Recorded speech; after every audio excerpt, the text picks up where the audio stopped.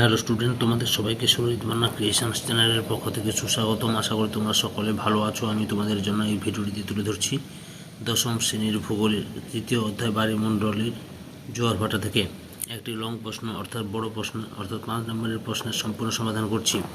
তার আগে তোমাদের কাছে অনুরোধ, তোমরা ভিডিওটি না টেনে পুরোটা দেখো। আলোচনা শুরু করছি। প্রশ্নটি হচ্ছে, চিত্রসহ জোয়ার ভাটার সৃষ্টি বর্ণনা করো। উত্তরটি লক্ষ্য করো। সাগর মহাসাগরের জলরাশি নিয়মিতভাবে নির্দিষ্ট সময় অন্তর এক জায়গায় স্ফীত বা ফুলে ওঠে এবং অন্য জায়গায় অবনমিত হয়ে বা নেমে যায়। জলরাশির এই ফুলে ওঠা বা স্ফীতিকে জোয়ার এবং অবনমন বা নেমে যাওয়াকে ভাটা বলা হয়।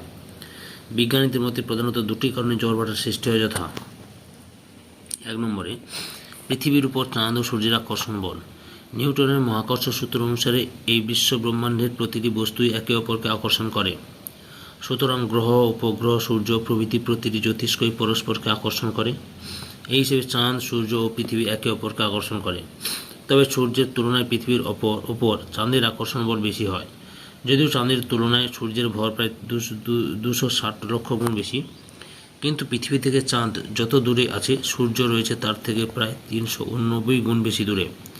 চাঁদ ও পৃথিবীর দূরত্ব, গড় দূরত্ব প্রায় 3,84,000 কিমি, কিন্তু সূর্য ও পৃথিবীর গড় দূরত্ব প্রায় 15 কোটি কিলোমিটার।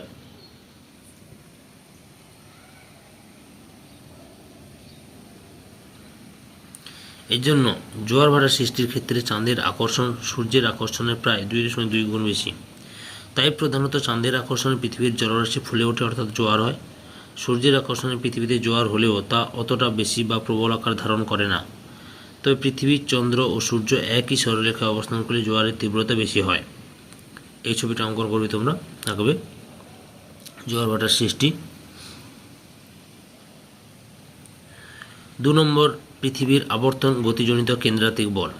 পৃথিবীর আবর্তন গতির ফলে ভূপৃষ্ঠে একটি বিকর্ষণ শক্তি বা কেন্দ্রাতিক বলের সৃষ্টি হয়। এর প্রভাবে ভূপৃষ্ঠের জলরাশি বাইরের দিকে বিক্ষিপ্ত হওয়ার প্রবণতা লাভ করে। এই বল পৃথিবীর মাধ্যাকর্ষণ শক্তির বিপরীতে কাজ করে। এজন্য চাঁদের আকর্ষণে যেখানে জোয়ার হয় তার ঠিক বিপরীত দিকে বা প্রতিপাত স্থানে চাঁদের মহাকর্ষ শক্তির তুলনায় পৃথিবীর কেন্দ্রাতিক বলের প্রভাব বেশি কার্যকরী হয়, জোয়ারের সৃষ্টি হয়। সম্পূর্ণ ভিডিওটি দেখার জন্য সৃষ্টি হয়। উপর দুটি কারণে পৃথিবীর যে দুটি স্থানে জলস্ফীতি ঘটে বা জোয়ারের সৃষ্টি হয়, ঠিক তার সমকোণে অবস্থিত দুটি স্থান থেকে জল জোয়ারের দিকে সরে যায়। ফলে ওই দুই স্থানে জলরাশির পরিমাণ কমে গিয়ে ভাটার সৃষ্টি হয়। সম্পূর্ণ ভিডিওটি দেখার জন্য তোমাদের সবাইকে অসংখ্য ধন্যবাদ।